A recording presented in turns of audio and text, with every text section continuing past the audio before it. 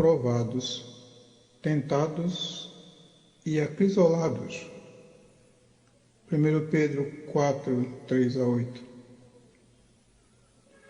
Porque também Cristo padeceu uma vez pelos pecados, o justo pelos injustos, para levar-nos a Deus, mortificado, na verdade, na carne, mas vivificado pelo Espírito, no qual também foi e pregou aos espíritos em prisão, os quais, noutro tempo, foram rebeldes, quando a longanimidade de Deus esperava os dias de Noé, enquanto se preparava a arca, na qual poucas, isto é, 8 almas se salvaram pela água.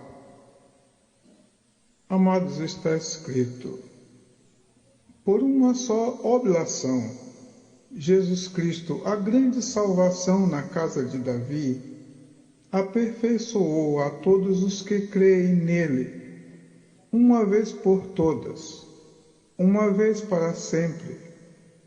Ele não cometeu falta alguma, mas foi do agrado do Pai que ele pagasse o que nós devíamos a Deus, porque a redenção da alma é caríssima.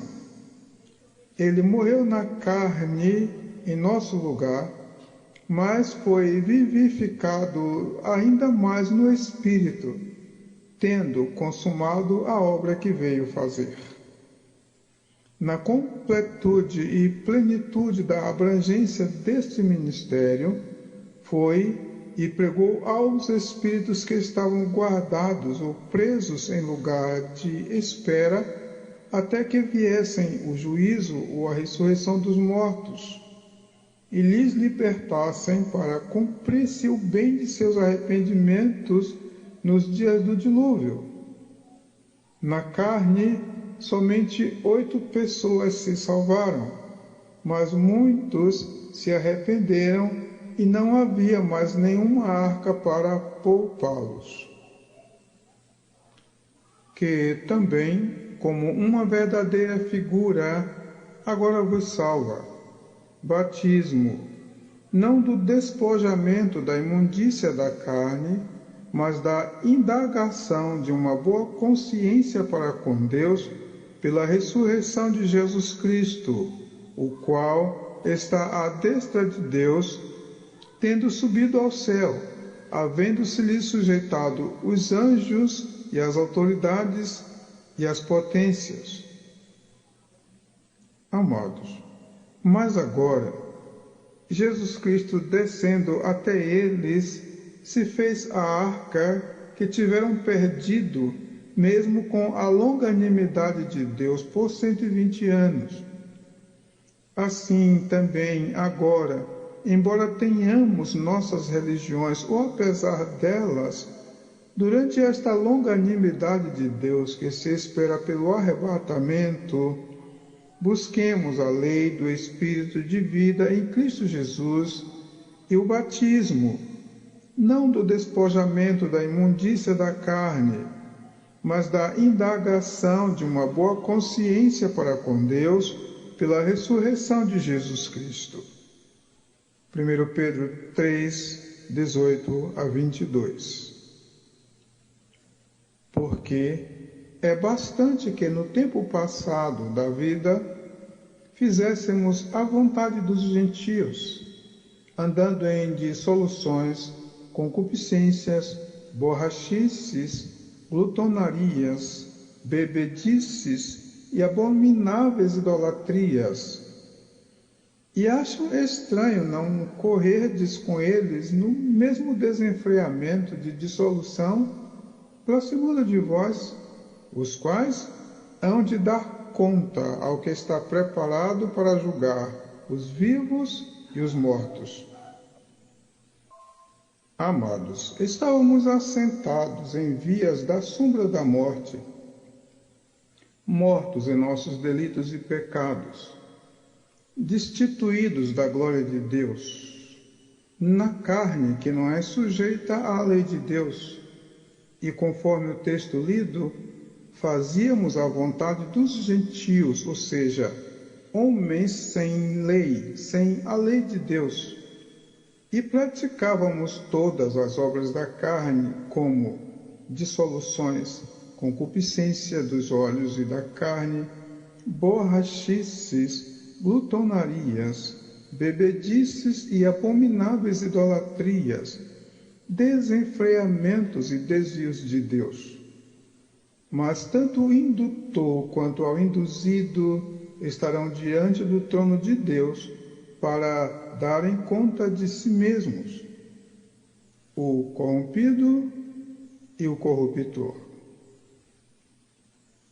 Porque por isto foi pregado o Evangelho também aos mortos, para que, na verdade, fossem julgados segundo os homens na carne, mas vivessem segundo Deus em espírito. E já está próximo o fim de todas as coisas. Portanto, sede sóbrios e vigiai em oração, mas, sobretudo, tende ardente caridade uns para com os outros, porque a caridade cobrirá multidão de pecados. Amados, por causa destas muitas quedas na vida do homem, quer explicáveis ou inexplicáveis, e porque o homem não pode entender os próprios erros e não conhecem nem o amor nem o ódio, por causa desta palavra salvadora que disse: Pai, perdoa-lhes porque eles não sabem o que fazem, misericórdia quero e não sacrifício. E porque depois da morte segue-se o juízo do justo juiz, então segue-se o juiz, não somente a condenação, para que houvesse justiça de Deus àquelas pessoas que não puderam ouvir o Evangelho. Deus lhes deu a igualdade de escolha, ouvindo a pregação e o pregador, anunciado desde a fundação do mundo. 1 Pedro 4, 3-8. Está escrito que a ninguém mais conhecemos segundo a carne, nem mesmo a Cristo. Então Deus, conhecendo aqueles que estavam em depósito, aguardando o juízo, ainda que mortos na carne, foram vivificados em espírito por nosso Senhor Jesus Cristo, o Senhor dos vivos e dos mortos, o Filho do reino do seu amor. Por isto ficou escrito: julgados e mortos pelos homens, mas vivos em espírito para Deus. Perguntas: como se explica morto e julgado para com os homens e vivo em espírito para Deus? Porque Deus não é Deus dos mortos, mas sim de vivos, porque para Ele vivem todos. Os homens sempre viram a morte como um castigo, e mesmo tendo ouvido que preciosa é aos olhos do Senhor a morte dos seus santos, eles têm um padrão de santos sem misericórdia. Nem aceitam que ficam à disposição do justo juiz, mas que segue-se o juízo. Os homens julgavam a carne, mas Deus os buscou em espírito. Daí a pregação aos espíritos guardados na ótica de Deus e na ótica dos homens pregou o Evangelho aos mortos. Por que pregar aos mortos? Há dois tipos de mortos: os que morreram fisicamente e os que morreram por se apartarem de Deus. Os que morreram espiritualmente e os que morreram depois do juízo, que é a segunda morte. Jesus pregou aos espíritos dos que estavam mortos fisicamente, mas o espírito que volta a Deus que o deu ficou em depósito, em um lugar aguardando a ressurreição ou o juízo. para os conceitos humanos, estavam mortos e presos. Porque Jesus foi tentado no deserto se lá não tinha testemunhas.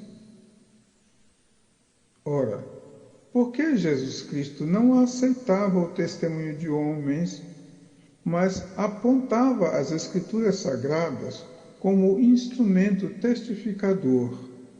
Por isto, Jesus Cristo não precisava de testemunho humano no deserto, mas alguém soube, alguém viu. Não estava oculto, caso estivesse escondido, um dia seria revelado. Porque provação é melhor que tentação.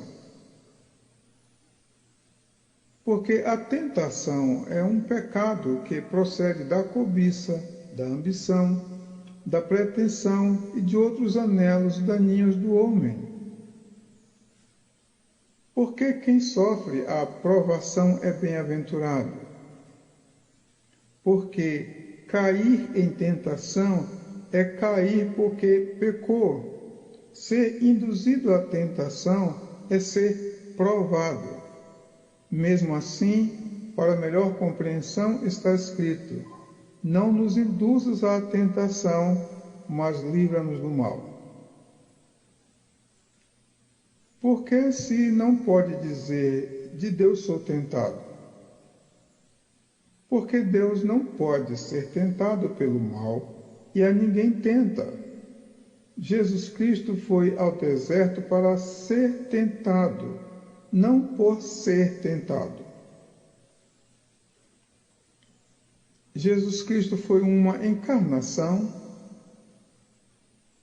Não.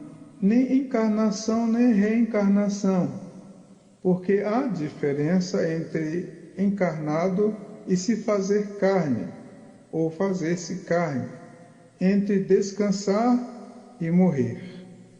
Então Jesus Cristo nem encarnou nem desencarnou, mas se fez carne e habitou entre nós como homem. Porque levado pelo Espírito ao deserto para ser tentado? Para dar testemunho de que Deus se fez homem. Porque Jesus Cristo sofreu a tentação no deserto, mas não foi para o deserto por ser tentado, ter alguma ambição ou usurpação, ou desejar algo acima de si mesmo. Foi uma prova de que mesmo no deserto o homem vence o mal, se estiver fundamentado no que estiver escrito. Daí as respostas, também está escrito. Por onde entra a palavra usurpação em relação a Jesus Cristo, considerando que se trata de um mesmo Deus e que o Senhor é um.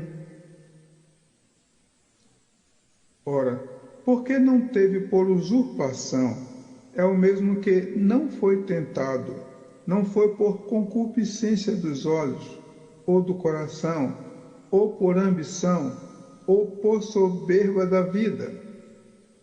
Poderia não vir se não quisesse, mas era um mesmo pensamento que se manifestou em Pai e Filho.